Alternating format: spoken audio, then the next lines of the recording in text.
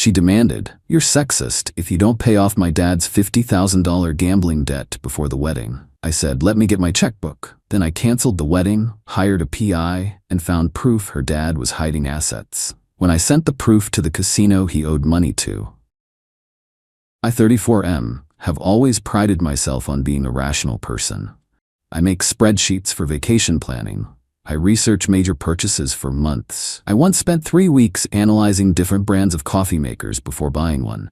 So when it came to proposing to my girlfriend of 4 years, Audrey, 32F, I thought I had done my due diligence. We had compatible life goals, similar values, healthy communication, or so I thought, and our families got along well enough. Looking back, the signs of trouble were there. The unexplained girls' weekends that seemed to coincide with her father's business trips, the inside jokes between them that no one else understood, her defensiveness whenever I asked about certain credit card charges. But love has a way of blinding even the most analytical minds, and I'd always attributed her secretiveness to an independent streak I actually admired. We had been engaged for 6 months, and the wedding was scheduled for next month. Everything was going smoothly. Venue booked, catering selected, honeymoon planned. Until last Sunday, when my fiancé's father, Martin, called me and asked if we could meet man-to-man at his country club. Martin has always been the archetypal rich dad, golf on weekends, martinis at lunch, casually name-dropping his connections. He made his money in commercial real estate in the 90s and has spent the past 2 decades making sure everyone knows it. But beneath the Rolex and the tailored suits, I always sensed something slightly off about him, like he was playing a character rather than being a genuine person. Still, he was about to be family, so when he called for a private meeting, I agreed.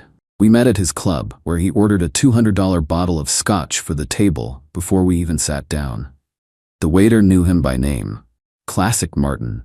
Only later would I learn from Kevin, the PI, that Martin's extravagant spending wasn't just vanity, it was calculated. In commercial real estate, maintaining an aura of success is often necessary to land clients and close deals. The country club membership, the expensive scotch, the designer suits, all were investments in his image. But as his actual finances deteriorated, the facade had become increasingly expensive to maintain. After some small talk about the wedding, he cleared his throat and leaned in. "So son, I'm in a bit of a situation and I need your help." I braced myself, wondering if he was going to ask for help setting up a surprise for Audrey or planning some extravagant father-daughter dance. "I owe some people about 50 grand, he said, swirling his scotch. "Gambling debt. Cards got away from me in Atlantic City last month." I blinked. This was not what I had expected. "The thing is," he continued, "if Audrey's mother finds out, there will be hell to pay, and I can't access that kind of cash without her noticing." I waited for him to continue, wondering where I fit into this scenario. "So I was thinking," he said, lowering his voice, "since you're doing so well with your tech job and you're about to be family, maybe you could help me out? Just until I can move some investments around. 6 months, tops." I stared at him, trying to process what he was asking. "You want me to lend you $50,000? He waved his hand dismissively. "Not lend exactly. Consider it an investment in family harmony. You wouldn't want Audrey upset right before the wedding, would you?" I explained, as politely as possible, that while I was doing well in my career, I didn't have that kind of cash just lying around. My savings were tied up in the wedding, our honeymoon, and the down payment for a house we were planning to buy next year. Martin's face hardened. "I see. Well, I thought you were the kind of man who took care of family. My mistake."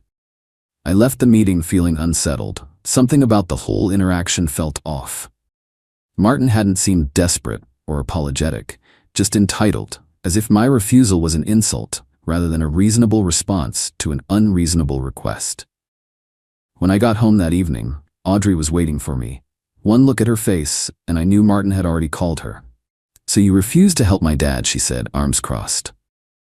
I explained the situation as calmly as I could. The amount of money, the gambling, the secrecy from her mother.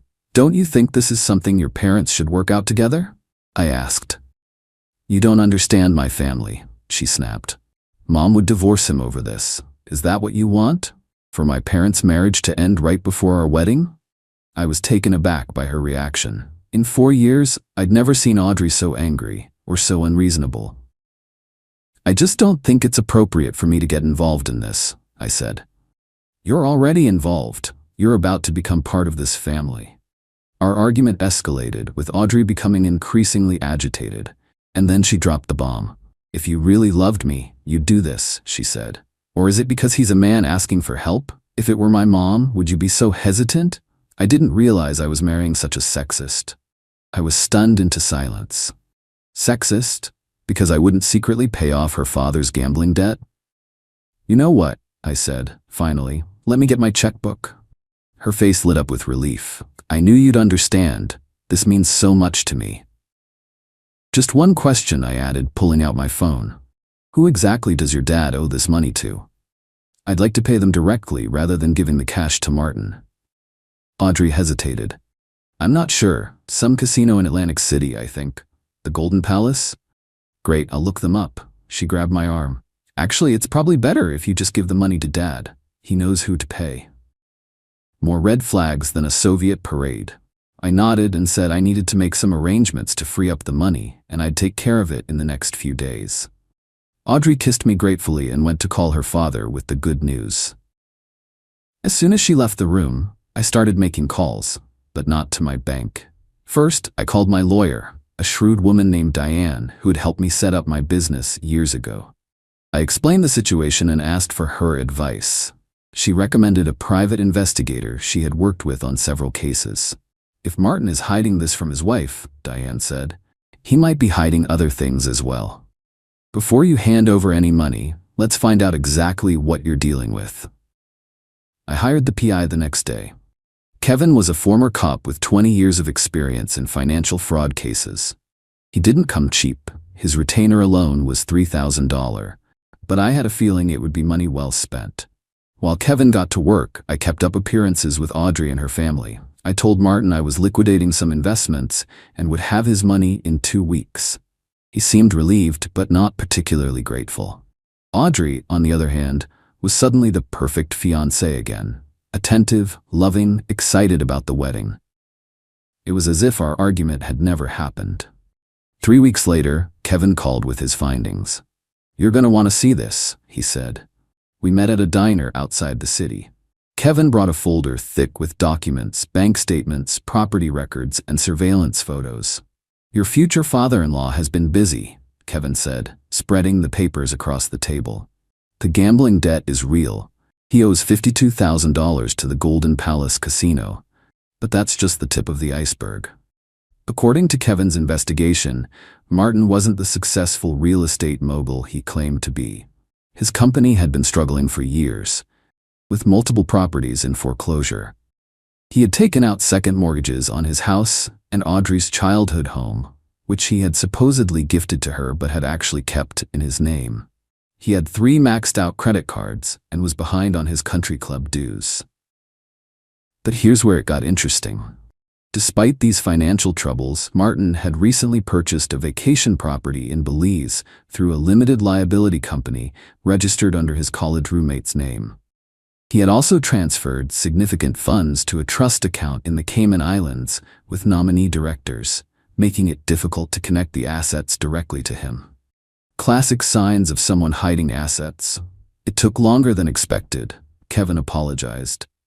"Offshore accounts are designed to be difficult to trace, and getting the casino information required, calling in several favors from former colleagues." "My guess?" Kevin said. "He's preparing for bankruptcy. Or divorce, possibly both."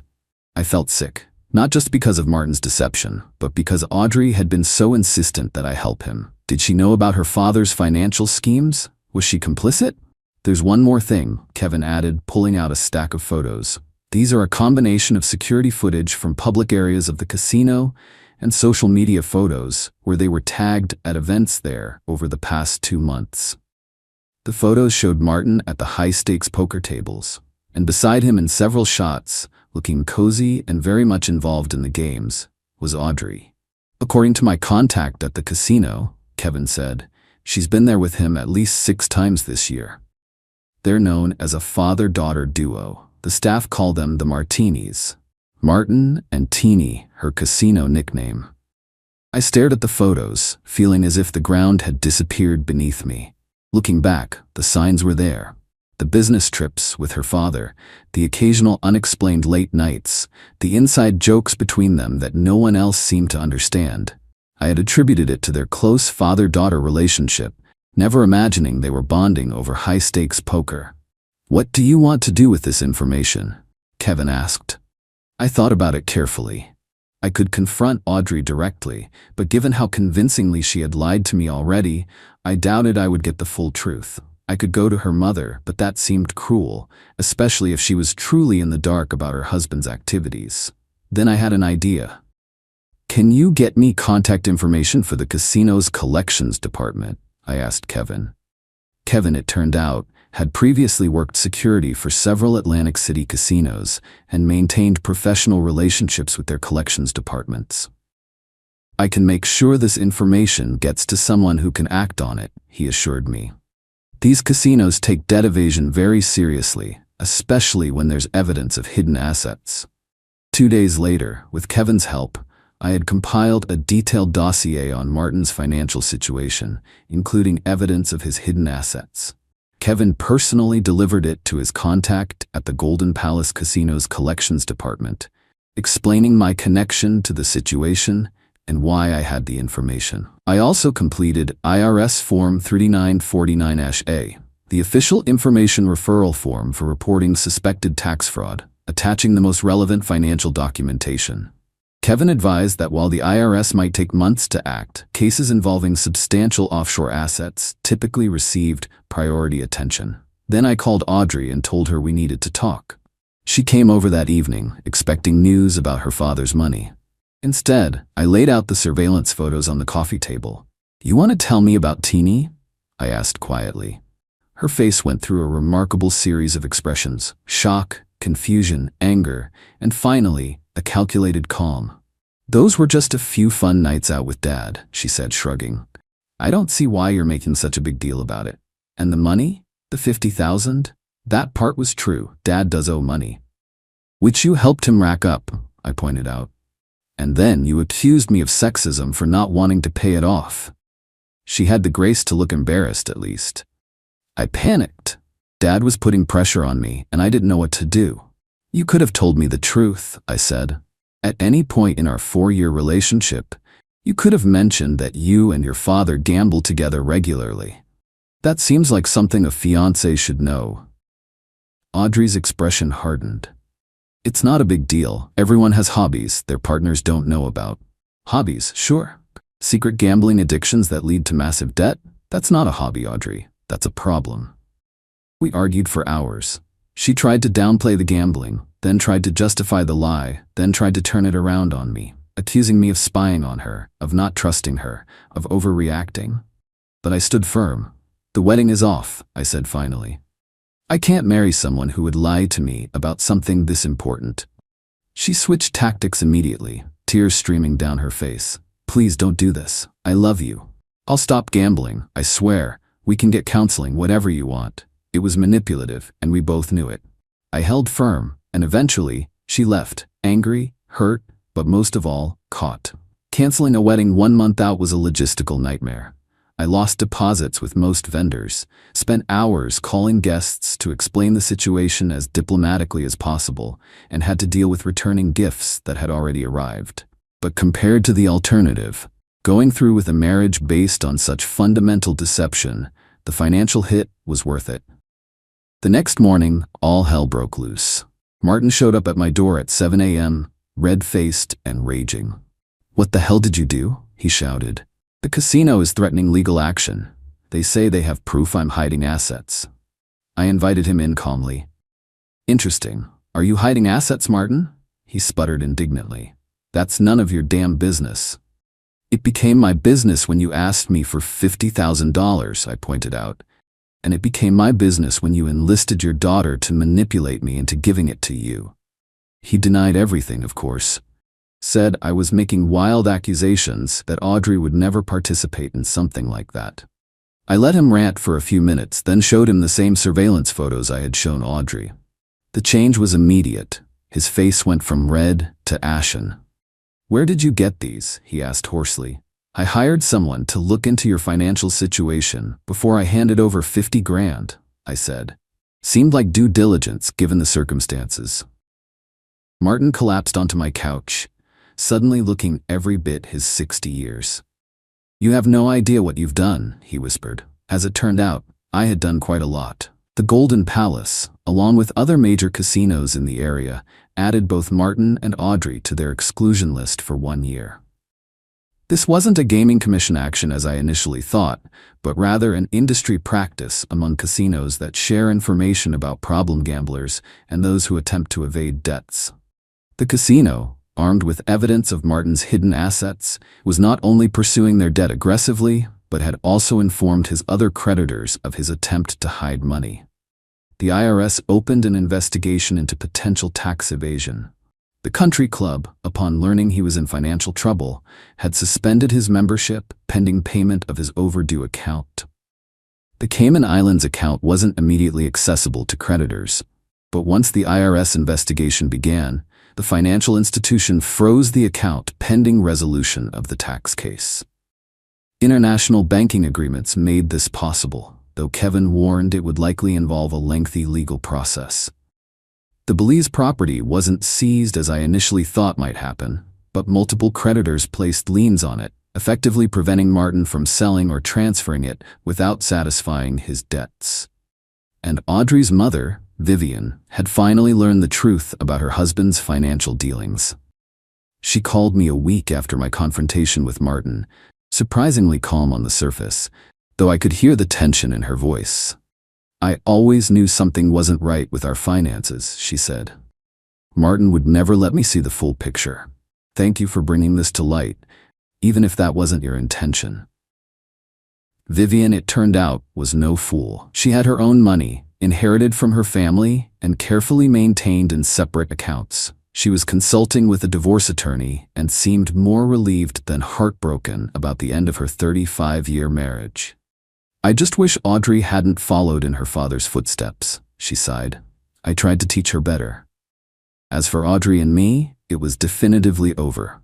She tried calling several times, alternating between apologies and accusations.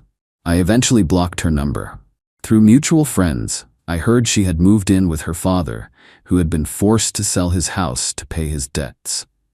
The vacation property in Belize was encumbered with liens, and the money in the Cayman Islands was frozen pending the outcome of several legal proceedings.